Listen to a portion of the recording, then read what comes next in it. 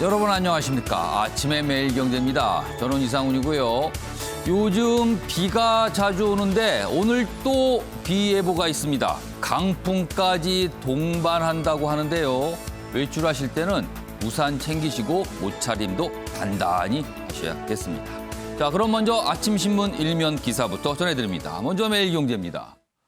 상하이 상점 2만여 곳 디지털 위안화 받아요. 디지털 위안화 이런 얘기가 실려 있습니다. 지금 중국의 중앙은행에 동향을 싣고 있습니다. 인민은행이요 홍바오를 지급했습니다. 홍바오는 거는요 여기 보면은 현금 보너스입니다. 중국의 일부 국민들에게 뭔가 시험용으로 디지털 화폐를 지급한 겁니다. 내년 베이징 올림픽 통용이 목표입니다. 뭔가 지금 실험을 하고 있어요. 그리고 홍콩에서는요 역외 결제 실험, 역외니까 중국 밖에서도 위안화, 디지털 위안화가 얼마나 잘 통할까 이거를 테스트해보고 있답니다. 중국 달러 패권에 도전하는 모습이 가속되고 있다. 이렇게 기사는 전하고 있습니다. 다음은 한국일보 보겠습니다. 결국 친정권 검찰총장을 택했다. 어제 문재인 대통령이 검찰총장 후보자를 지명했습니다. 한 명을 고른 겁니다. 김오수 새 검찰총장 후보자 지명됐다 이렇게 돼 있고요. 문재인 정부 법무차관으로 22개월을 일을 했습니다. 그런데요. 여기 보면 논란이라고 돼 있는데 이런 논란들이 그동안 있었답니다. 리더십 부족, 그다음에 기수 역전 등 논란. 기수 역전이란 뜻은요. 그러니까 좀 떠났죠. 이 윤석열 전 검찰총장하고 김오수 새 이 후보자 기수가요. 김오수 총장이 더 윗기수랍니다. 원래 이런 경우는 잘 없다는 거죠. 임기 말 그리고 대선 전국 적임자로 정부에선 평가를 했다. 여기 보면은요. 김오수 지명 후보자의 입장이 나와 있는데 겸허한 마음으로 청문회에 최선을 다하겠다. 원칙적인 입장을 좀 밝혔습니다.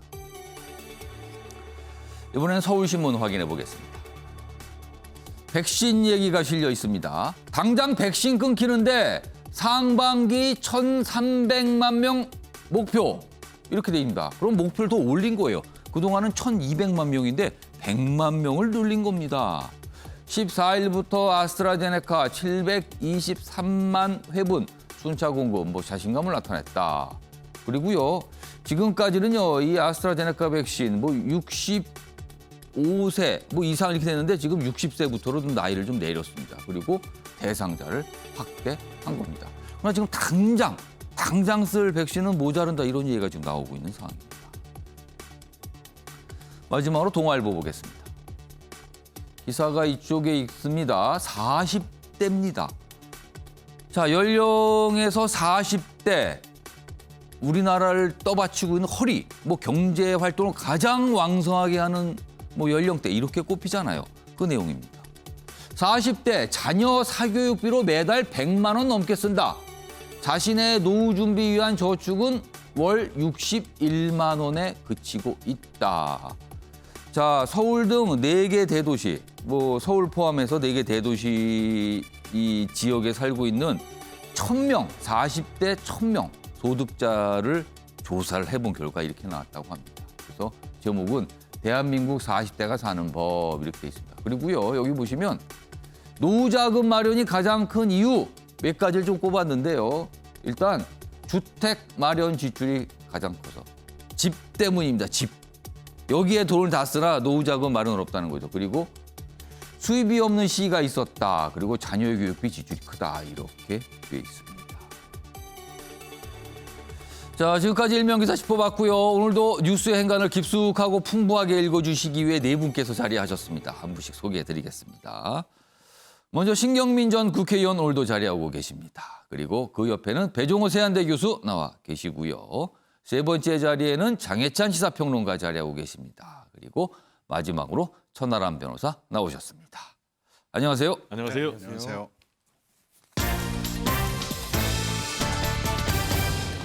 오늘 다룰 주요 이슈들을 4가지 키워드로 정리했습니다. 아침을 여는 키워드 화면에 준비되어 있습니다. 하나씩 하나씩 짚어보겠습니다. 먼저 첫 번째 키워드입니다.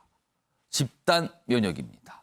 자, 그동안 우리 정부 오는 11월이면 집단 면역 달성 가능하다. 이거 누누이 강조해 왔습니다. 그런데요, 어제 정부 내에서 좀 다른 목소리가 나왔습니다.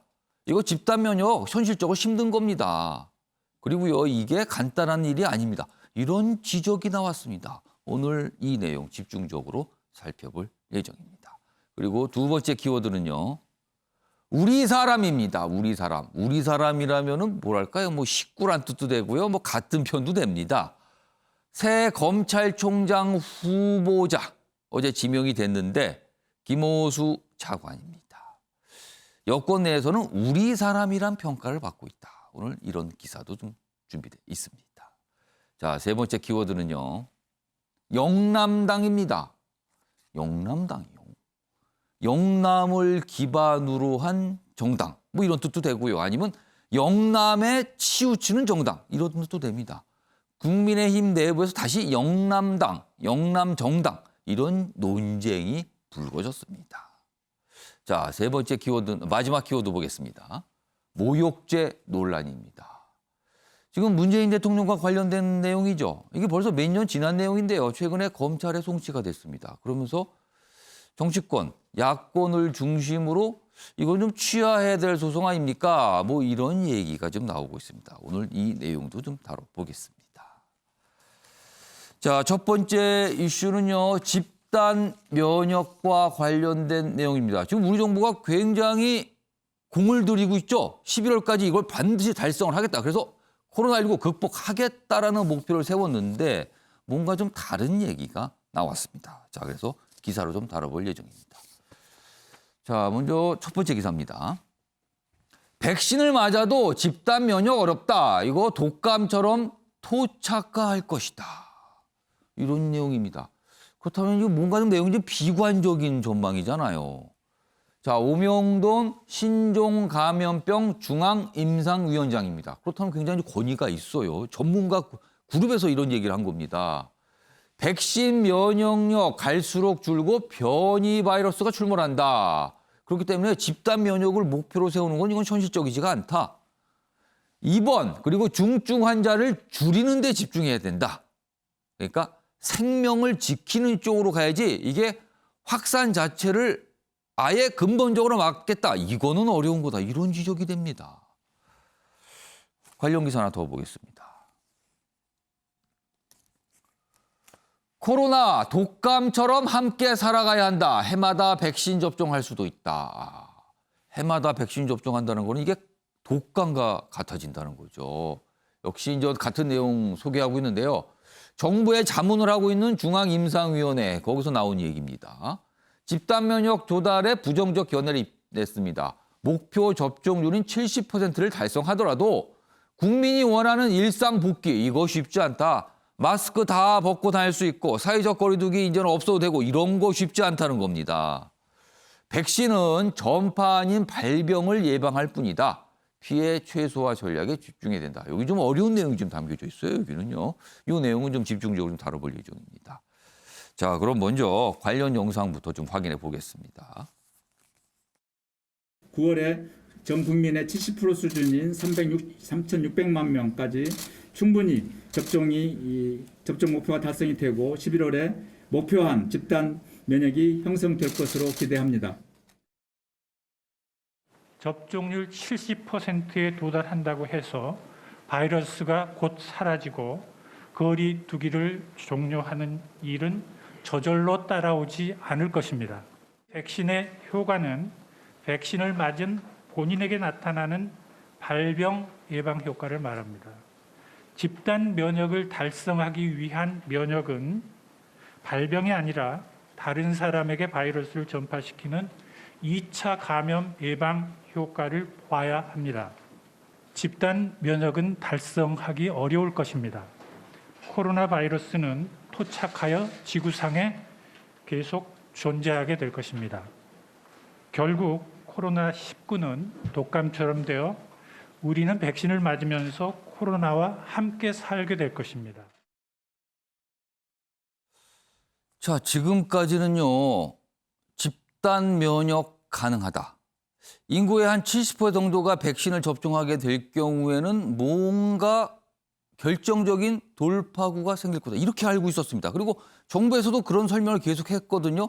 그런데 어제 정부에 자문하는 전문가 그룹에서 약간 다른 전망과 분석이 나온 겁니다.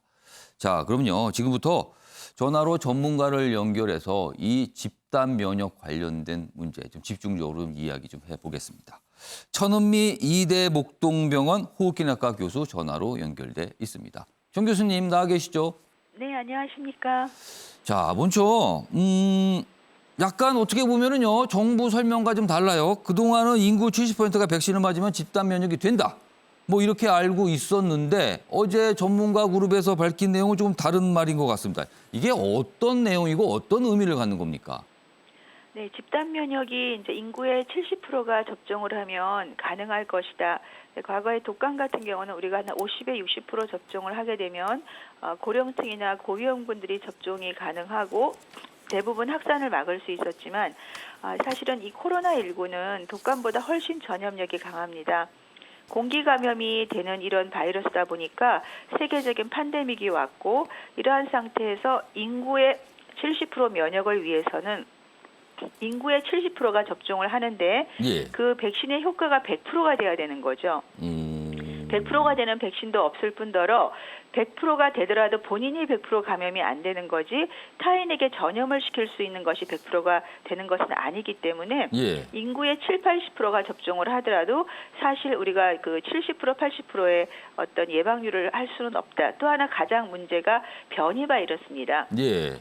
지금 세계를 보더라도 인도나 브라질도 일부분 백신 접종이 되었고 일부 지역에서는 70% 이상 자연적으로 감염이 돼서 집단 면역이 형성되었는데 예. 변이 바이러스가 유행을 하니까 급속도로 증가를 하고 있거든요. 이러한 상황을 보면 전 인구가 80% 접종을 할 수도 없고 변이 바이러스 문제도 있고 예방 접종을 하더라도 타인에게 감염을 시킬 수 있기 때문에 앞으로의 전략은 고위험군 고령자, 기저질환자 중심으로 백신 접종을 하고 대부분의 경우에는 이러한 그런 고령자에 대한 그 위중증자를 감소시키는 방향으로 가고 일반의 국민들은 독감처럼 어떤 경구 약제라든지 항체 치료제처럼 치료제를 사용하고 매년 변이에 따라서 독감 백신을 접종하는 식으로 해서 독감처럼 우리와 같이 갈 거라는 거에 저도 동의합니다. 지금 내용이 약간 저 과학 영역으로 들어갔기 때문에 좀 어려운데요. 제가 좀 이 일반인의 관점에서 좀 궁금한 질문을 좀 더 드릴게요. 네. 지금 집단 면역이 어렵다 그러면서 설명한 이유 중에 몇 가지가 있는데 첫 번째가 일단 변이 바이러스가 계속 나오기 때문에 백신을 접종하더라도 이게 통하지 않을 수 있다가 첫 번째 이유로 들립니다. 네, 그리고요. 맞습니다. 또 한 가지는 접종을 하더라도 그 접종을 맞으신 분은 감염이 안 되겠지만 그분을 통해서 다른 사람에게 추가적인 이른바 이제 2차 감염이 가능하다. 이렇게 또 보는 이것도 근거가 되는 겁니까? 네, 맞습니다. 접종을 하게 되더라도 무증상 감염이 있으세요. 지금 돌파 감염이라는 얘기를 좀 들으셨을 텐데요. 예. 2차 백신 접종 후에 미국의 예로 1억 명이 접종을 했는데 예. 그중에 10,000명 정도가 감염이 돼서 0.01%의 감염력을 나타내고 있습니다. 예. 0.01%라 작을 것 같지만 백만 수천만 명에 하면 그것이 수천 명, 수만 명이 되거든요. 그런 그분을 통해서 전파가 되면 변이 바이러스 같다면 급속도로 확산을 할 수 있기 때문에 예. 이러한 돌파 감염, 재감염, 무증상 감염이 지금 문제가 된다고 생각합니다. 그렇다면은 지금까지 정부 설명은 너무 낙관적으로 본 건가요? 이건 어떻게 좀 봐야 될까요? 기존에는 일반 독감처럼 70%가 접종을 하면 예. 타인에 대한 전염을 예방할 수 있다고 생각을 했는데 예. 코로나19는 이 독감 바이러스와 달리 공기 중 감염으로 되는 것이 가장 큰 문제인 것 같고요. 예. 두 번째는 독감보다 훨씬 변이가 빠르게 오면서 인간에게 적응을 잘하고 초기에는 고령자 위주로 감염을 시켰다면 최근의 변이 바이러스는 젊은 층이나 어린아이, 2달짜리 아기도 감염이 되는 사례가 나타날 정도로 예. 전 연령을 다 감염을 시키는 또 그런 특징이 있습니다. 그렇다면은 정부가 목표로 설정한 인구 70% 이상이 백신에 접종을 하고 11월 금방이 됐어요. 그렇다고 해도 그때 도달하더라도 마스크를 벗거나 사회적 거리두기를 조금 완화하거나 이거는 어렵다는 얘기가 됩니까? 지금 이스라엘 같은 경우는 야외에서는 마스크를 벗고 있고요. 예. 네, 그런 정도는 우리가 연말이 되면 할 수 있습니다. 그러나 말씀드린 대로 코로나19는 공기 중 감염이고 변이가 계속되고 있기 때문에 예. 실내에서 밀폐된 공간에서는 우리가 일부분 마스크를 쓰고 생활을 해야 된다고 생각하기 때문에 예. 과거와 같은 완전한 상태보다는 우리가 방역을 지키면서 일정 생활을 유지하는 쪽으로 갈 것 같습니다. 그렇다면은 코로나 이전과 같은 생활을 온전히 되돌릴 수는 없다는 얘기인데요. 지금 해외에서 보면은요. 백신을 많이 맞았다라고 꼽히는 국가에서는 굉장히 사람들이 밀집된 상태에서 뭐 콘서트를 즐기거나 이런 모습이 있거든요. 이거는 굉장히 무모한 겁니까, 그럼? 네, 콘서트를 즐기는 것이 아니라 사실 실험을 하는 거죠. 그러니까 코로나에 걸리지 않은 사람들만 선정을 해서 콘서트를 개최했을 때 예. 거기에서 얼마나 감염이 되는지를 이제 확인한 어떤 이런 연구 단계라고 보시면 될 것 같습니다. 그럼 그런 모습이 향후에도 그러니까 실험이 아닌 진짜 현실에서 그런 모습이 나타난다는 건 굉장히 위험한 상황입니까, 그러면은?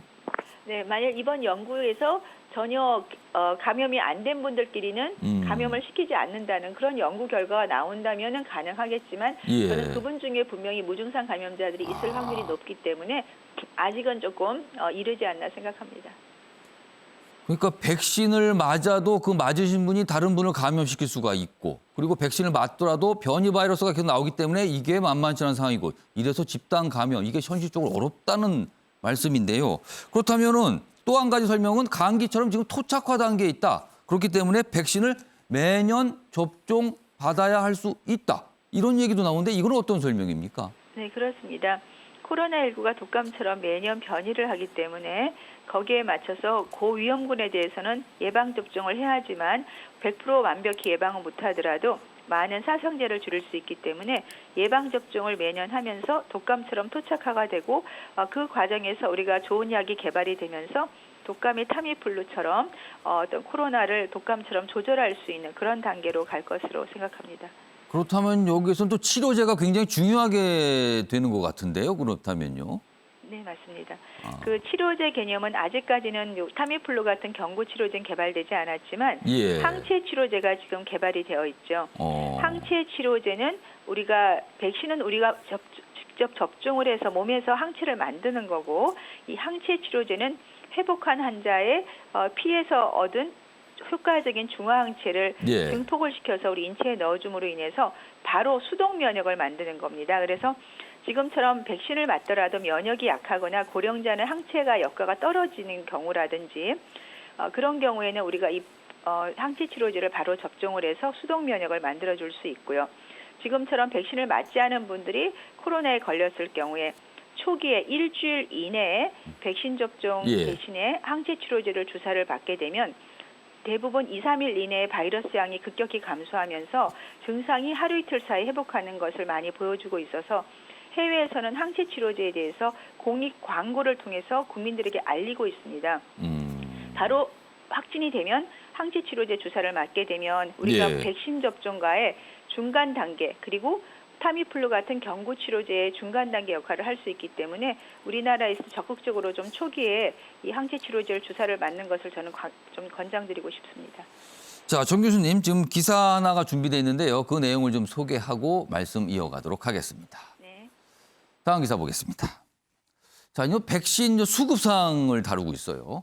문재인 대통령 계획 이상으로 접종이 원활하다 이런 얘기를 합니다. 그런데 정은경 질병관리청장은 백신 공백 송구합니다. 지금 당장 이 백신이 부족하다. 뭐 백신 가뭄이다 이런 얘기가 나오는데요. 어떻게 보면은 멀리 본 시각과 당장의 백신 수급을 본 시각이 차일 수도 있는데 약간 다릅니다. 여기 보시면 문재인 대통령은 뭔가 좀 계속 낙관적인 얘기를 해요. 잘 되고 있다. 문제 없다. 앞으로 잘 될 것이다. 이런 방향으로 얘기를 하는데 지금 정은경 질병관리청장은 지금 당장의 백신 공백 이건 좀 송구합니다. 그리고 야당은요. 백신 국정조사 얘기를 계속하고 있죠. 여기 보시면 그래프가 좀 있는데요. 아스트라제네카 화이자 물량 지금 과연 언제 들어오는 것인가 이걸 그래프로 보여주고 있는데 먼저 아스트라제네카입니다.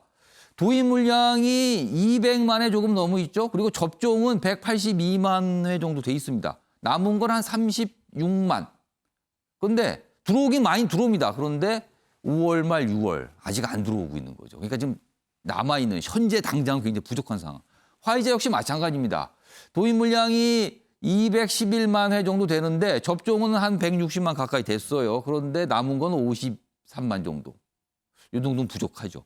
그리고 앞으로 들어올 게 또 이 정도 예정돼 있습니다. 그러니까 앞으로는 많이 들어오나 당장은 굉장히 적은 물량만 남아있다. 뭐 이렇게 뜻이 됩니다. 그래서 의견이 좀 갈리는 것 같아요. 자, 전은미 교수님. 네. 백신 수급 이거 잘 되고 있다고 봐야 됩니까? 아니면 어떻다고 좀 뭔가 문제가 있다고 봐야 됩니까? 이거 평가를 좀 해야 될 것 같은데 어떻게 보세요? 네, 백신을 우리가 접종할 때는 가능하면 전체 물량을 마련해 놓고 이렇게 예약을 받는 것이 가장 효과적입니다. 예. 그런데 국내에는 2분기까지가 백신이 주별로 일부분씩 수급이 되다 보니까 지금처럼 5월 초부터 5월 셋째 주까지가 물량이 매우 부족하고 화이자 같은 경우는 2차 접종분만 남아있고 2차 접종분도 5월 첫째, 둘째 주에 들어오는 물량을 따라서 수급이 될 겁니다. 예. 아마 5월 셋째 주까지는 아마 이 주사 접종이 조금 어려울 것 같고 예. 5월 하반기부터 6월 걸쳐서 아마 예약이 다시 재개가 될 것 같습니다. 저는 정부에서 이 1,200만 명이라는 그런 어떤 숫자에 예. 조금 너무 그렇게 하기보다는 네, 지금 정부에서 말씀하신 거로는 3분기 이후에 예. 우리나라의 모더나, 화이자, 노바백스가 총 600만 명분이 지금 수급이 되는 걸로 말씀을 하셨습니다. 예. 그리고 사실 아스트라제네카 같은 경우는 아주 일부긴 하지만 지금 접종 후에 조금 젊은 분들을 통해서 예. 좀 힘든 그런 부작용을 예. 겪는 분도 계세요. 논란이 좀 있습니다, 지금요. 그렇습니다. 그렇기 때문에 저는 정부가 접종을 원하는 분에 한해서 예약제로 예. 좀 접종을 하고요. 3분기에 우리 국민들이 모두 동시에 예. 해외 같은 경우는 100만 명씩 맞을 수 있고 국내도 100만 명 접종에 충분한 역량이 있다고 생각합니다. 예. 네, 그래서 그때 전 모두 다 3천에 4천만 명 정도를 한 달 이내에 접종이 가능하고 그렇다면은 조금 더 안전하고 효과적인 백신을 동시 접종을 통해서 우리가 집단 면역은 아니지만 예. 많은 분들이 한 번에 맞는 것이 더 효과적이거든요. 지금 미국에서 파우치 그 의사분 같은 경우도 예. 이게 집단 면역이란 개념은 조금 모호하다. 우리가 집단 면역보다는 예. 고위험군을 보호하는 그런 쪽으로 가는 것이 맞다고 얘기를 하시고 우리도 그런 쪽으로 역량을 조금 집중시키면서 백신 접종도 좀 더 안전하고 효과적으로 접종하는 것이 좋을 것 같습니다. 방금 전에 100만 명 말씀하신 건 하루 접종 가능 능력이 우리가 100만 명이란 말씀이시죠? 네, 충분히 할 수 있습니다. 왜냐하면 일반 의료기관에서도 화이자 백신을 예. 냉동고에 2주 보관이 가능하기 때문에 예. 미국처럼 마트나 일반 개인 요원에서 맞는 것을 우리도 할 수 있다고 생각합니다. 그러니까 지금처럼 너무 찔끔찔끔 맞을 게 아니라 백신을 확보를 좀 모아놓고 좀 비슷한 시기에 집중적으로 접종하는 게 더 나을 수도 있다 이런 말씀이시네요. 네, 그렇게 하는 것이 집단 면역 개념으로 보면 더 도움이 될 수 있다고 생각합니다.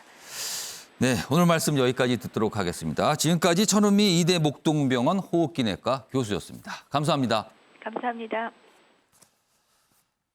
우리가 그동안 집단 면역 참 기대한 건데 이게 개념 자체가 지금 흔들릴 수 있다는 거네요. 워낙 그동안 볼 수 없었던 아주 못된 바이러스이기 때문에 지금 이 집단 면역 이게 만만치 않은 그리고 쉽지 않다. 이런 지적이 나오고 있는 겁니다. 지금요. 자, 이 백신과 관련된 기사인데요. 한 가지 더 이어가 보도록 하겠습니다. 다음입니다. 중앙감염병원 민간 지원으로 건립하는 거 이거 부끄럽습니다. 이게 무슨 소리입니까 이게? 중앙감염병원이니까 국가에서 관리하는 거잖아요. 그러면 나라의 돈, 세금으로 짓는 게 어떻게 당연한 거잖아요. 그런데 그게 아닌 겁니다. 정기현 중앙의료원장, 정부 투자 인색, 정부가 투자에 인색하다 이런 감염병원. 이거 꼭 필요하다는 얘기는 계속 나왔는데요. 그런데 삼성이 감염병원 짓는데 7천억 원 기부한다고 발표했잖아요. 삼성 기부는 감사한 마음입니다. 그러나 생각해보면 민간 지원을 받는다는 자체가 이게 부끄럽고 민망한 상황입니다. 이렇게 얘기를 한 겁니다. 관련 영상 확인해 보겠습니다. 1958년 스웨덴, 노르웨이, 덴마크 삼국의 기부에 의해 건립되었습니다. 그리고 60년이 넘게 지난 지금 세계 10위의 경제 대국인 지금 대한민국의 중앙감염병 병원이 여전히 온전히 국가의 책임만으로 지어지는 것이 아니라 민간 기업의 지원으로 만들어져야 한다는 것이 좀 쑥스럽고 부끄럽기도 합니다. 신경희 전 의원님, 자, 정기훈 원장께서 우리가 10대 경제 강국입니다. 그런데 어떻게 감염병원 만드는데 이렇게 될 수가 있습니까? 이렇게 좀 약간 어떻게 보면 한탄, 부끄러움 뭐 이런 겁니다, 지금요. 저게 의료계에서는 매우 오래된 지적인데요. 지금 최근에만 해도 사스 있었고 메르스 있었고 예. 이 감염병이 주기적으로 오는 상황이고 이게 올 때마다 정부와 정치권이 한 목소리로 예. 이 얘기를 해왔어요. 근데 왜 안 됩니까? 이게 그렇게 얘기하고 예산 처리되면은요. 예. 이게 이제 슬그머니 없어집니다. 이게 아주 되풀이되어 온 오래된 사이클이거든요. 근데 왜 반복이 됩니까? 그 나쁜 사이클이요. 이걸 정부나 이제 기재부가 예. 일단 이 예산을 짰다가 없애고요. 예. 정치권도 그 지적을 이제 잊어버리는 거죠.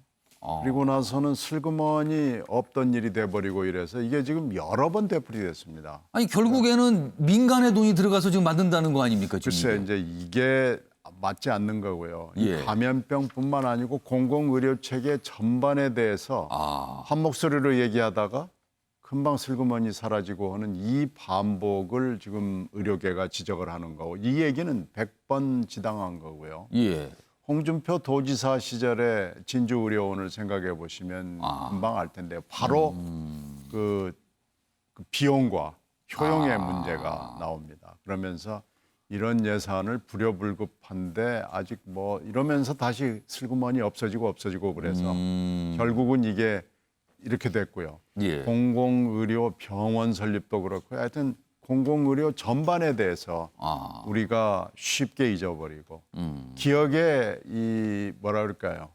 이 시간이 예. 거의 우리가 한 달, 두 달, 석 달 이거밖에 안 되는데 지금도 또 그런 상황입니까? 지금도 이렇게 될 수 있죠. 지금 이렇게 우리가 팬데믹 때문에 난리를 예. 치다가 모르겠어요.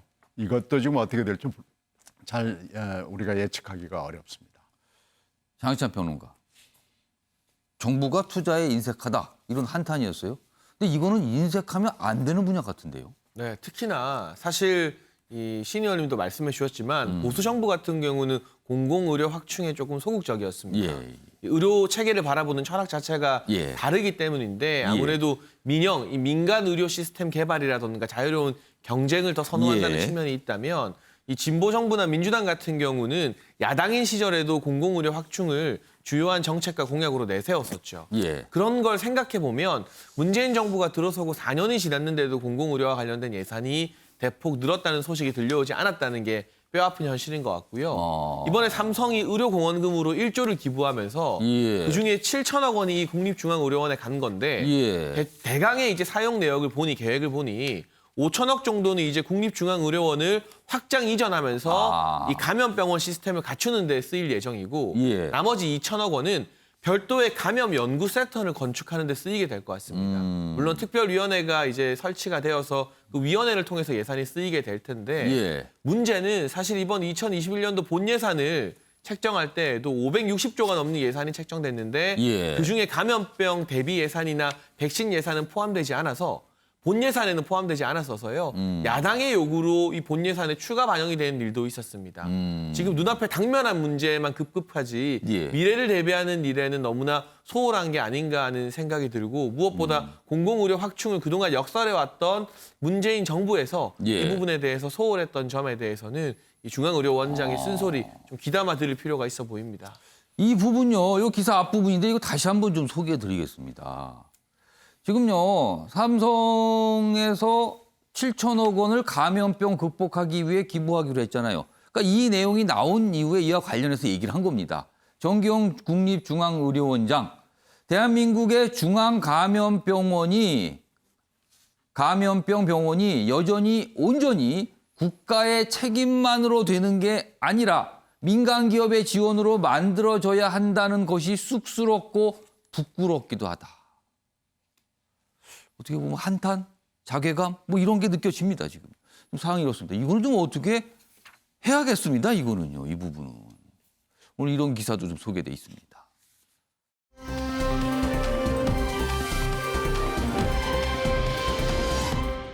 자, 다음 주제는 새 검찰총장 후보자 이야기입니다. 어제 오후에 청와대가 브리핑을 통해서 내용을 발표했죠. 지명을 했다는 사실을요. 자, 오늘 참 많이 기사로 다뤄지고 있는데 하나씩 보겠습니다. 먼저 첫 번째 기사입니다. 결국 국정 철학에 맞는 총장을 낙점했다. 자, 그런데 뒷부분입니다. 그렇다면 정권 수사는 물 건너갈 듯하다. 그러니까 정부와 뭔가 뜻이 같은, 그렇다면 정부에 부담을 주는 수사는 어려워지는 거다. 이렇게 되는 겁니다. 그러면 새 검찰총장의 김호수 지명 배경은 무엇일까? 지금 법무차관이죠. 22개월간 재임을 했다. 주요 요직마다 빠짐없이 하마평에 거론됐다. 꽤 많은 자리에 그동안 물망에 올랐어요. 근데 결국 안 됐죠. 야권에서는요, 검찰 장악 선언에 방점을 찍은 것이다. 뭐 이렇게 또 반발하는 논평도 내놨습니다.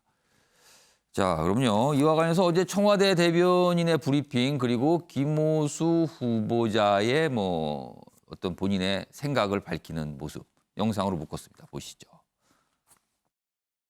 문재인 대통령은 오늘 박범계 법무부 장관의 제청을 받고 새 검찰총장 후보로 김호수 전 법무부 차관을 지명했습니다.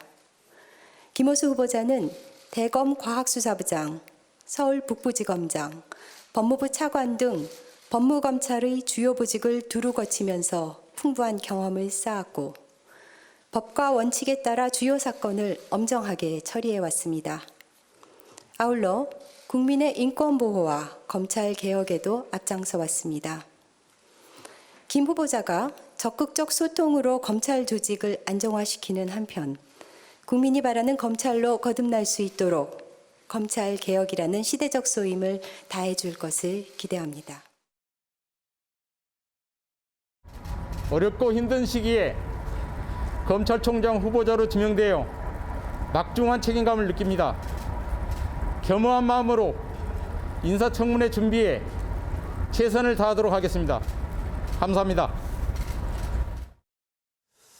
네, 뭐 청와대 발표 그리고 이제 당사자의 어떤 뭐 생각까지 들어봤습니다. 인사를 그냥 아주 굉장히 뭐랄까요, 좀 힘차게 하는 모습까지 좀 보여드렸습니다. 관련 기사 하나 더 있습니다. 이어가 보겠습니다.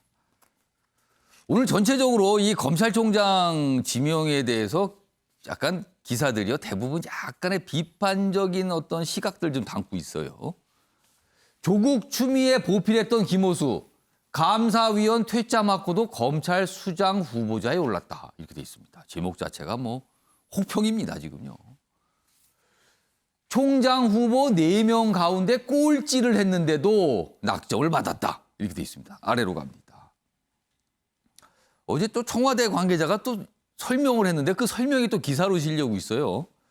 문재인 정부 마지막 검찰총장, 금감원장 등 인사 때마다 하마평에 올랐다. 뭐 공정거래위원장, 뭐 금감위원장, 감사원, 감사위원 뭐 등등등 계속 후보로 거론이 됐어요. 그러나 안 됐었죠. 그러다 청와대 관계자 설명입니다. 아카데미 최다 지명과 같다. 이 무슨 설명이죠? 이게 당사자에게 좋은 설명인지 나쁜 설명인지 모르겠습니다. 아래로 갑니다. 그런데 지금 김학의 불법 출금 관여 피의자 신분인데 뭐 이런 것까지는 지적이 돼 있습니다. 이거에 대해서 당연히 지금 야당은 반발하죠. 지금 뭐 언론의 시각도 이 정도인데 야당은 더 반발하고 있습니다. 다음 보겠습니다. 야당, 청와대, 검찰 장악 선언한 것이다. 지명 철회해야 뭐 이렇게 주장을 또 하고 있습니다. 여당에서는 검찰 신뢰 회복 기대한다. 뭐 환영의 입장을 내놨습니다. 이 얘기 좀 해보겠습니다. 먼저 천하람 변호사 그리고 배재호 교수님 얘기 좀 들어보겠습니다. 먼저 천하람 변호사. 네. 추천위에서 4명을 후보로 올렸는데 그중에서 점수가 가장 낮았다. 뭐 꼴찌다 이런 표현이 등장했습니다. 네. 그런데 이제 지명이 됐어요. 이 지명의 의미 뭐라고 보십니까? 우선 이번에 추천위에서는 나름대로 방향을 잘 잡은 것 같습니다. 그러니까 추천위에서 이제 내용을 설명하면서 크게 한 2가지 정도를 주요한 요소로 봤다라고 해요. 첫 번째는 내부 신망을 얻을 수 있느냐, 검찰 조직 내부에서. 예. 두 번째는 검찰 수사의 독립성을 유지하면서 외부 압력에 대한 방패 역할을 해줄 수 있느냐. 근데 사실은 이 두 가지가 두 개로 분리되어 있지만 요약해 보면 정치적 중립성이거든요. 결국 이런 기준이 있었기 때문에 이성윤 지검장 카드는 추천위를 통과하지 못했던 거고요. 저는 이런 면에서는 나름대로 추천위랑 그 추천위를 주도했던 박상기 위원장과 청와대 사이에 나름대로 뭐 교감이 있었지 않았나 싶습니다. 예를 들면 그 4.7 재보궐 이후에 청와대에서도 조금 친문 색채가 옅은 우리 김부겸 총리 후보자나 이철희 정부수석 같이 조금 새로운 인물들을 발탁하면서 기존에 어떻게 보면 우리 사람만 쓴다라는 이미지를 좀 벗어나려고 하고 있었는데 그 상황에서 이성윤 카드를 쓰게 되면 그게 모두 다 사실 물거품이 될 수 있거든요. 그런 면에서 추천위 스스로도 나름대로 정치적 중립성을 꽤 열심히 받고 그러다 보니까 이성윤 카드는 채택하지 못하면서 그나마 4명의 후보자 중에 꼴찌로 김오수 전 차관을 넣어놓았던 거거든요. 이런 부분들만 보더라도 김오수 전 차관은 그러니까 이성윤 지검장과 달리 고려조차 못 될 정도의 선에서는 겨우겨우 커트라인 통과했지만 방금 그 최다 노미네이트에서 보듯이 이번 정부에서 어떻게든 요직에 쓰고 싶은 우리 사람이다라는 그러면 면은 청와대와 여당 입장에서는 완벽한 우리 사람입니까? 네, 지금 언론에서 보더라도 임기 말을 믿고 맡길 수 있는 우리 사람이라는 평가가 많았다라는 얘기들이 나오고 있거든요. 근데 한 가지 또 재미있는 것은 왜 그러면 지금 우리 사람을 써야 되느냐. 국정 철학을 공유하고 검찰 개혁에 동조하는 것이 과연 지금의 검찰총장한테 필요하냐. 이걸 따져봐야 되는데요. 근데 그 지금 참여연대에서 일하시는 한상희 교수님이라고 되게 검찰 개혁 열심히 하시는 분이 계세요. 그분이 뭐라고 말씀하셨냐면 이미 검찰 개혁은 입법의 영역으로 들어왔다. 입법부에서 할 일인데 지금 검찰총장의 역할은 검찰 개혁 이런 게 아니라 오히려 내부 법무부와 검찰이 틀어진 거를 잘 추스릴 사람이 필요하다. 그러니까 쉽게 얘기해서 지금 타이밍에 검찰총장이 검찰 개혁과 관련해서 할 역할이 크지 않다라는 거거든요. 근데 그럼에도 불구하고 추천위에서 4명 중에 4등을 할 정도의 사람을 발탁했다라는 것은 언론이나 야당에서 의심하는 것과 같이 이게 어떻게 보면 검찰 개혁 이건 어떻게 보면 핑계고 임기 말에 우리를 보호해 줄 인물이 필요했던 것은 아닌가. 그러면은 믿는 사람, 우리 사람이다. 그럼 우리 사람의 뜻은 믿는 사람이다. 그 믿는 대상은 바로 그 부분을 말씀하시는 거예요? 네, 맞습니다. 저는 검찰 개혁 이런 제도적인 부분은 어찌 보면 핑계고 임기 말에 사실 권력 누수가 생기다 보면 여러 가지 게이트들이 터질 수 있고 비리들이 불거질 수 있는데 여권 인사에 대한 검찰의 수사 또는 사법기관의 어떤 수사 이걸 말씀하시는 거예요? 그런 부분과 더 나아가서는 또 야권 대선 후보라든지 야권 인물들에 대한 어떻게 보면 조금 정치 편향적인 수사를 할 수 있지 않을까 하는 우려가 이런 다양한 비판적 논조의 기사에서 좀 읽히는 것 같습니다. 자, 배종원 교수님. 지금 뭐 아무튼 지명이 됐군요. 청문회 날짜가 잡힐 겁니다. 인사청문회 대상인데요. 사실 뭐 국회 동의가 필요 없는 이 위치입니다. 그렇다면은 여러 가지 인사청문회 때 아무래도 여야 난타전이 벌어질 거 아닙니까? 그렇습니다. 근데 그 이후에도 문재인 대통령은 그냥 임명하겠죠. 이 상황이면 어떻게 보세요? 지금 제도상으로는 야권이 반대해도 임명할 수 있기 때문에 아시겠지만 이미 이제 민주당만 해도 174석의 의석을 갖고 있기 때문에 뭐 국회 본회의라든지 또는 뭐 청문회라든지 상임위 뭐 청문 통과하는 보고서 뭐 문제는 단독 채택도 가능하고 전혀 문제가 없기 때문에 제가 볼 때는 뭐 대통령께서 임명하는 절차까지는 큰 법적인 문제가 없을 것 같아요. 다만 지금 이제 국민의힘에서 이거는 뭐 검찰 장악 인사다. 그리고 이제 지명 처리를 요구하고 있지 않습니까? 그렇게 주장하고 있어요, 지금. 그래서 벌써부터 이제 강력하게 반발하고 있고 특히 이제 대선 국면으로 들어가기 때문에 검찰에서는 굉장히 엄정한 정치적 중립이 필요하다라는 이제 여야 모두의 입장이지만 특히 이제 국민의힘이 더 민감하기 때문에 이 부분에 대해서 굉장히 크게 반발할 것이고 청문회 과정에서 특히 이제 친정부 성향의 인사다라는 점을 굉장히 부각할 거 아니겠습니까? 그리고 특히 이제 뭐 김학의 전 차관 그 불법 출금 관련해서 이미 수사를 받았기 때문에 이 부분을 이제 집중적으로 부각하면서 과연 적임자냐라는 이제 문제 제기를 할 것으로 보여서 청문회 과정에서 여야가 강대강으로 충돌할 것이 뭐 거의 불보듯 뻔한 상황입니다. 또 싸우겠군요. 또 국회에서 엄청난 또 이 논쟁, 그다음에 공방, 그다음에 뭐 기자회견 엄청나게 나올 것 같습니다. 지금 분위기라면요. 그렇지만 이제 지금 여권에서는 이 김호수 지금 지명자죠. 이 후보자를 포기할 수가 없어요. 왜냐하면 이미 이 윤석열 전 총장 때문에 굉장히 큰 곤욕을 치렀지 않습니까?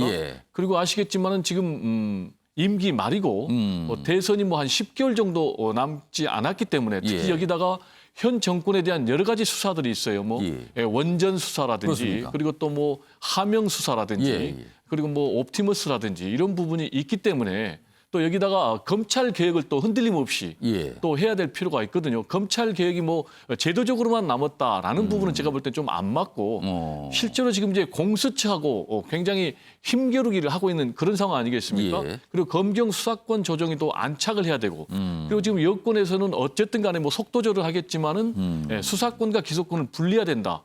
라는 그런 이제 검찰 개혁 여러 가지 과제들이 남아 있기 때문에 이 김호수 현 지명자 후보자를 포기할 수 없는 그런 상황이 아닌가 이렇게 생각이 됩니다. 자, 신경민 의원님. 전체적으로 김호수 전 차관, 검찰총장, 새 검찰총장 후보자로 지명된 거 평가를 하신다면 어떻게 하시겠습니까? 일단 이성윤 지검장부터 얘기하는 게 중요할 것 같아요. 이성윤 지검장이 만약에 저 엔트리 안에 들어가가지고 청와대에 올라갔다면 이성윤 지검장이 낙점이 될 가능성이 굉장히 높다고 지금 봤지 않습니까? 그동안 그랬죠. 근데 만약에 이게 아주 이성윤 지검장으로 갔더라면 이 이후의 전국은 거의 혼돈 상태의 연속이라고 봐야 된다는 점에서 일단 그 추천위원회가 이성윤 지검장을 제외한 것은 여권의 입장 또 청와대 입장으로 봤을 때는 어떻게 보면 불행 중 다행이랄까? 부담을 좀 덜어준 거다. 일단 부담을 확실히 덜어줬기 때문에 이것까지 거스르면서 이성윤 지검장으로 가는 것은 대단히 무모한 이 전국 운영이 됐을 거기 때문에 저는 일단 다행스러운 일단 그냥 지나갔고요. 네, 그거는. 지나갔습니다. 그런데 김호수 이 지명자는 아마 굉장히 소란한 청문회 과정을 거치면서 들어갈 거고요. 지금 우리가 소감에서도 봤지만은 굉장히 지금 패기가 만만하죠. 근데 지금 뭐 아카데미상 어쩌고 저쩌고 얘기 나온 거 있는데 이건 좀 청와대 관계자가 그냥 설명을 하는 과정에 나왔어요. 청와대 관계자가 이건 설명을 해도 너무 잘못한 것 같습니다. 이건 지금 최재형 감사원장하고의 그 사이에 있었던 여러 가지 일로 봤을 때 이것을 국민들한테 환기를 시키면서 최다 지명을 부각하는 감사원장이 반대했던 인물이다. 이걸 다시 또 소환한다는 거죠, 지금. 그렇게 기억을 소환해야 될 만큼 지금 청와대의 인식이 누가 이 대목을 지적했는지 모르지만 청와대의 인식이 일반 국민의 인식이나 생각하고 지금 너무 많이 괴리가 돼 있다는 거고요. 지금 이 김호수로밖에 낙점이 될 수밖에 없는 배경은 제일 중요한 것은 노무현의 기억일 겁니다. 노무현 대통령이 전직으로 가면서 이명박 그 당시 당선자에게 최소한의 상식을 생각했는데 그 이후 벌어진 일은 그렇게 안 됐거든요. 수사 대상이 됐죠. 그렇죠. 수사 대상도 아주 치욕적이고 치사한 방법을 통해서 수사 대상이 됐고 결국은 노무현 전 대통령의 죽음으로까지 연결을 시킬 수밖에 없었던 기억이 너무나 선명하고요. 그러면은 문재인 대통령 입장에서는 전직 대통령이 됐을 때 상황을 생각하지 않을 수 없다는 겁니까? 문재인 대통령은 이 기억을 절대로 잊어버릴 수 없습니다. 노무현에 대한 기억을 문재인 대통령의 머릿속에서 조금이라도 작게 하거나 지운다는 것은 있을 수 없는 일이고 또 하나는 윤석열의 기억입니다. 윤석열을 그렇게 신뢰를 하고 검찰개혁에 대해서 믿고 맡겼습니다마는 윤석열 당시 총장은 이것과는 관계없는 길로 갔거든요. 지금은 완전히 대척점에 서 있는 것처럼 그렇죠. 있죠. 그래서 노무현 대통령의 기억과 윤석열 검찰총장의 기억에서 벗어날 수가 없는 이 여권의 기억에 지금 DNA처럼 각인이 돼 있다고 볼 수 있거든요. 그리고 검찰개혁도 아직 갈 길이 멉니다. 지금 검찰개혁은 어떻게 보면 시동 단계에서 그냥 그대로 있고요.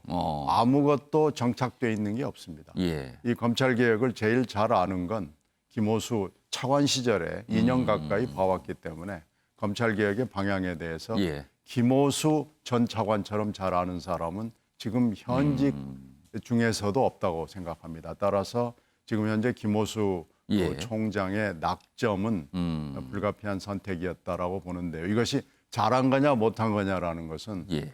이건 지금은 판단할 단계는 아직 아닌 것으로 보입니다. 그러니까 여권으로서는 김호수 전 차관을 선택할 수밖에 없는 사정들이 있었다. 그리고 이에 대해서 야권에서는 중립성에 심대한 하자가 있는 거다. 이러면서 반발을 하고 있는 상황. 그러니까 청문회가 열리면 당연히 엄청난 논쟁과 다툼이 벌어질 수밖에 없는 상황이다. 뭐 이런 분위기입니다, 지금.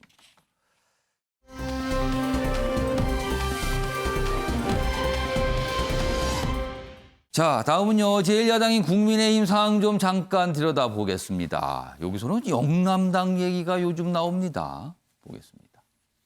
정치 길목마다 영남, 비영남만 따지고 있는 제1야당.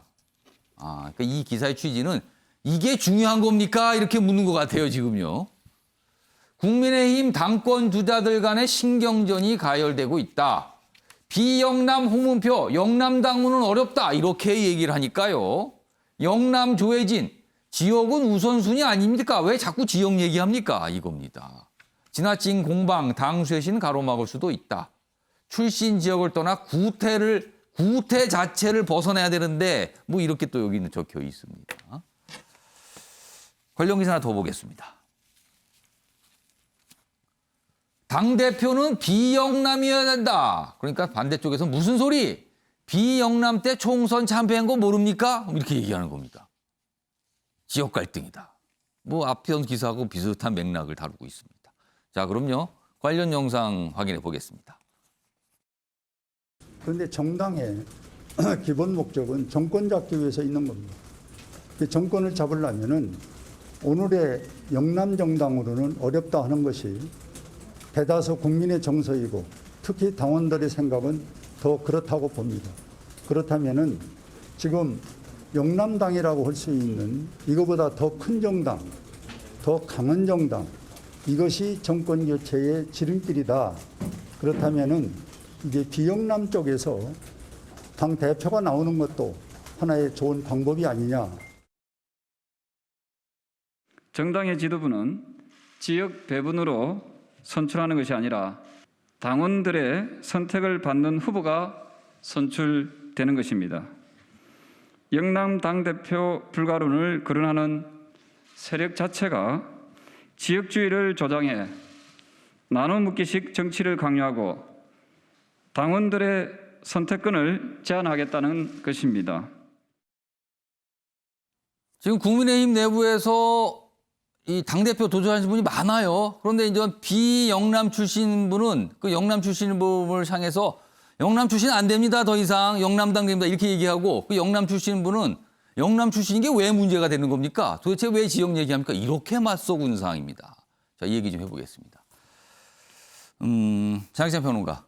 누구 말이 맞는 겁니까? 그러니까 제가 사실 방송에서 예. 그 누구보다 이 국민의힘의 영남 편중 형상을 많이 비판해 왔습니다. 예. 그래서 영남 소속의 국민의힘 의원들한테 좀 너무한 거 아니냐는 항의 문자도 최근에 받고 그랬어요. 그러셨어요? 정말로. 오. 그래서 사실은 국민의힘이 전국 정당이 되기 위해서는 수도권, 비교적 국민의힘이 열세인 그리고 중도층 분포도가 높은 수도권의 민심을 잘 아는 사람이 당권을 가져가고 당을 진두지휘해야 되는 것이 아니냐는 생각이 저에게도 있습니다. 예. 그런데 보다 큰 틀에서 바라보면 이게 단순히 지역의 문제가 아니라 그보다 개혁적이냐 개혁적이지 않느냐를 기준에 놓고 따져봐야 될 것 같습니다.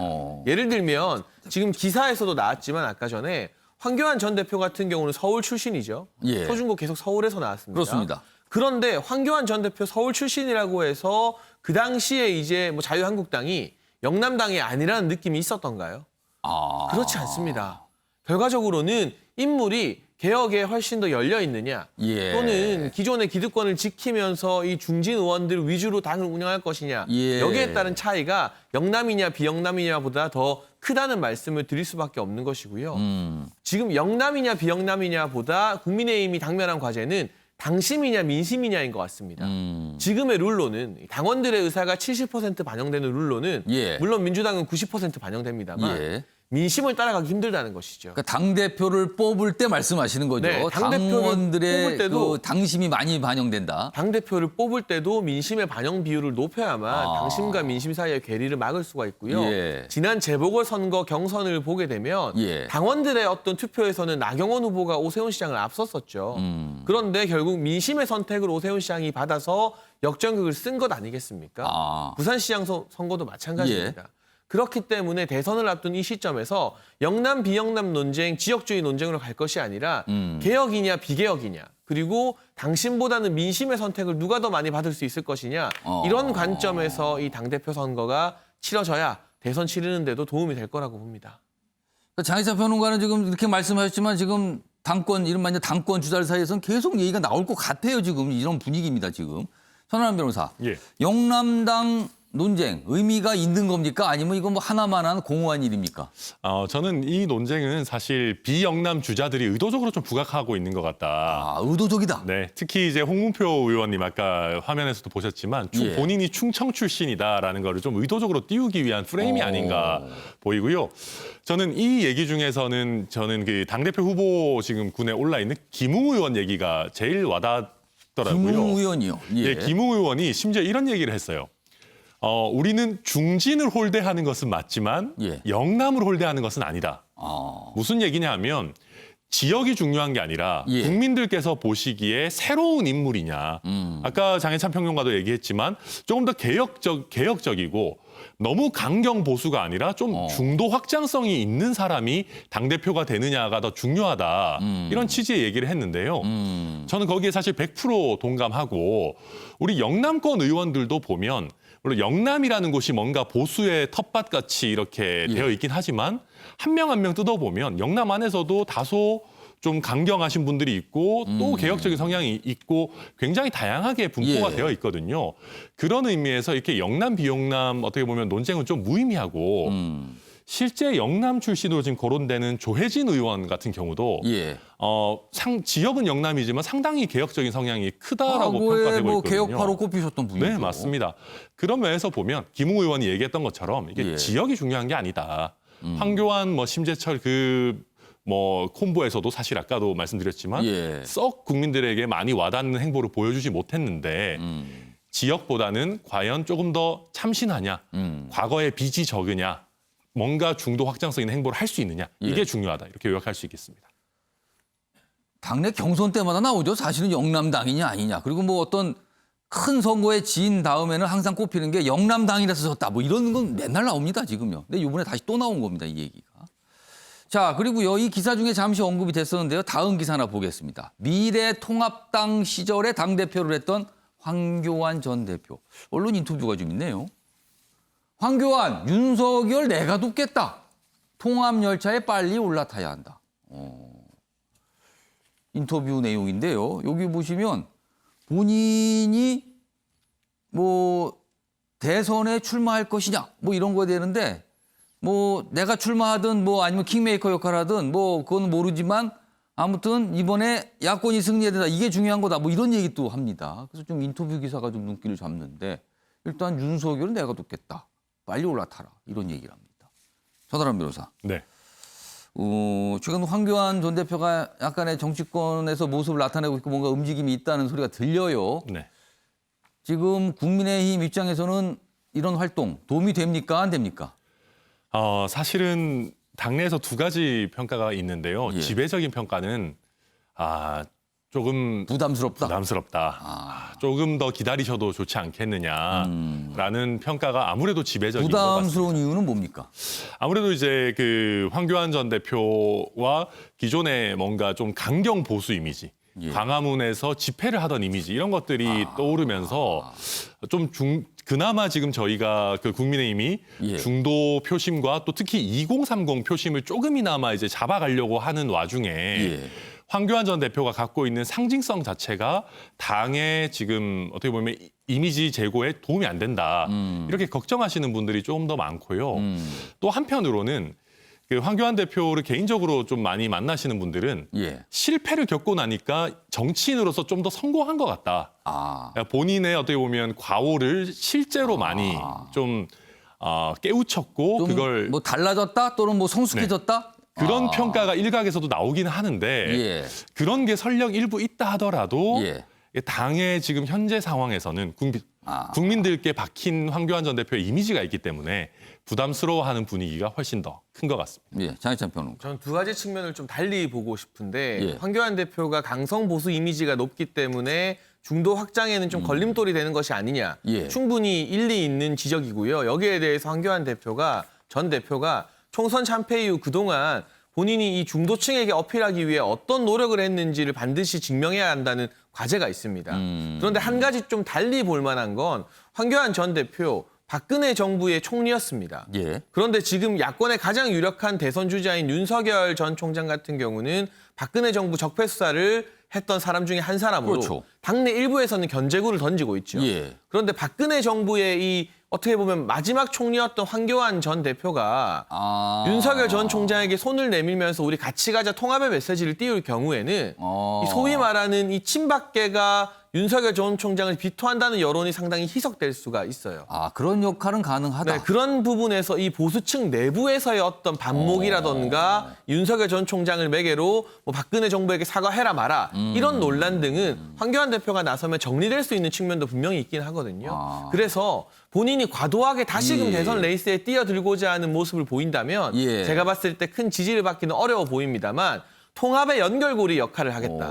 과거의 어떤 구원들, 택해 묵은 보수 진영 내부의 감정을 내가 그냥 해소하는 마중물 역할을 하겠다고 나선다면 생각 이상의 효과를 우리가 기대할 수도 있지 않나 하는 그런 기대감도 들긴 합니다. 그러면 윤석열 전 총장이 보수 정당과 손을 잡을 때 약간 걸림돌이 될 수 있는 부분, 부담스러울 수 있는 부분을 좀 줄여줄 수 있는 역할은 가능하다는 말씀이시네요, 지금. 오늘 인터뷰 기사가 있어서 눈길을 좀 끌었습니다. 배종 교수님 하실 말씀 있으세요? 네. 그런데 제가 볼 때는 현실적으로 윤석열 전 총장이 국민의힘으로 직행하기는 굉장히 어렵거든요. 최근에 정식으로 탄핵을 부정하는 그런 발언이 국회 대정부 질문통에서 서병수 최다선 5선 의원이 문제 제기를 했지 않습니까? 사실은 제가 볼 때는 여기에다가 또 전 서울경찰청장 했던 그분 대구 출신의 국회의원 그분조차도 지금 정식으로 사과를 요구하는 윤석열 전 총장의 이런 상황이기 때문에 김용판 의원 말씀하시는 거네요. 그렇습니다. 당장에 국민의힘으로 들어갈 수는 없는 그런 상황이에요. 그런데 지금 황교안 전 대표가 던진 메시지는 국민의힘으로 들어와라. 그러면 내가 통합 열차에 내가 손을 잡아주겠다라는 얘기는 들어올 수 없는 것을 던진다는 얘기는 사실상 윤석열을 고려해서 자기를 부각해서 자기가 국민의힘에서 대선 주자로 먼저 된 다음에 다시 경쟁을 해야 되겠다라는 그런 전략이 아닌가 이렇게 생각합니다. 그렇게 해석하시네요. 신경민 의원께도 짧게 발언 기회 드릴게요. 2013년도 윤석열 전 총장이 여주지청장으로서 국정원 댓글 사건 수사팀장을 했던 적이 있고요. 그때 2013년 가을 법사위 국정감사에서는 윤석열 그 당시 여주지청장 수사팀장과 황교안 법무장관의 갈등이었습니다. 그때 황교안 장관이 외압을 집어넣었던 서울고등검사장이나 중앙지검장을 통해서도 외압을 집어넣고 여러 가지 외압을 집어넣었던 걸 실체가 폭로가 됐거든요. 그리고 그 당시에 두 사람 사이에 있었던 그 지난 갈등을 고려해 보면 2013년을 고려해 보면 2021년 이 시점에 황교안 전 대표가 손을 내민다는 것은 전혀 맞아 보이지 않습니다. 이게 가능한 일인가 지금 그 말씀이시네요, 지금요. 아무튼 일단 말을 던졌습니다, 지금. 그렇다면 뭐 당내 반응도 보고요. 제일 궁금한 거는 윤석열 전 총장의 반응인데 뭐 반응이 웬만하면 안 나오거든요, 지금 어떻게 되는지. 행보가 지금 잘 잡히지는 않으니까요. 이런 상황입니다.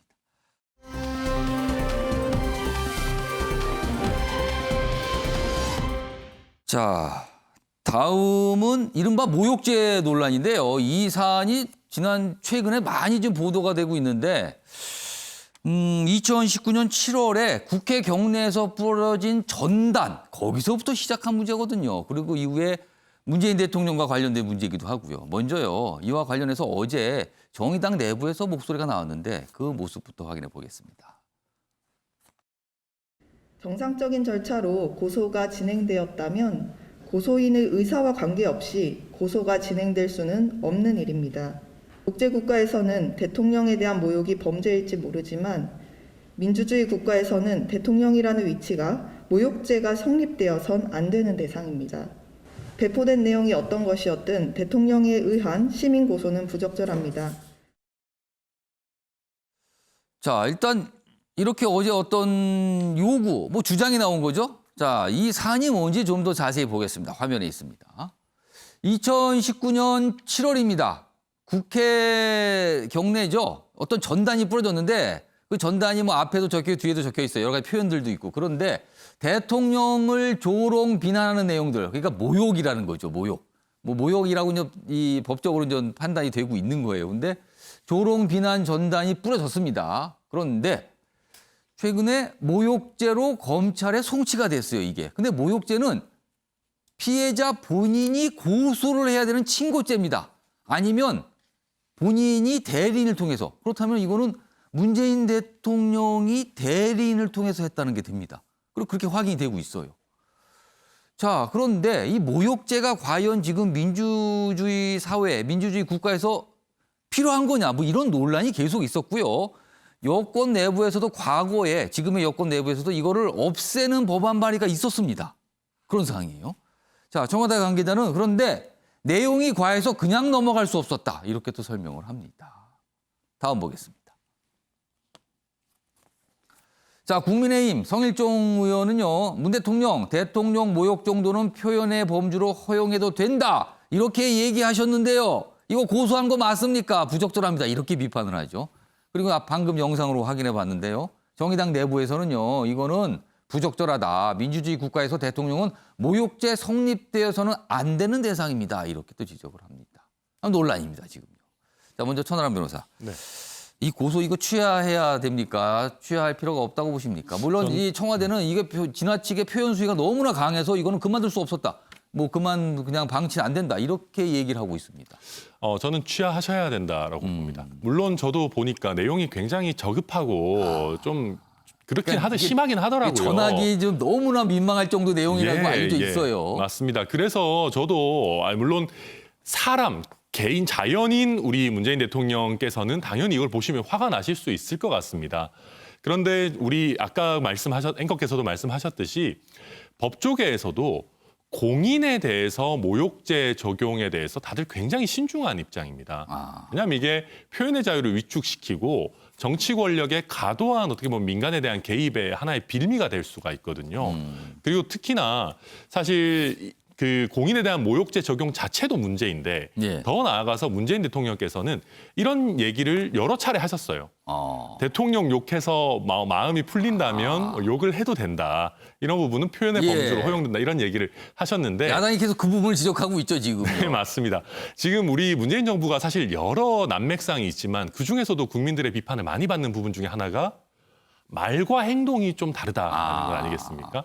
그런 면에서 굉장히 저급하고 이게 처벌 필요성이 물론 있긴 하겠지만 이 부분은 저는 취하하시는 게 맞다 이렇게 봅니다.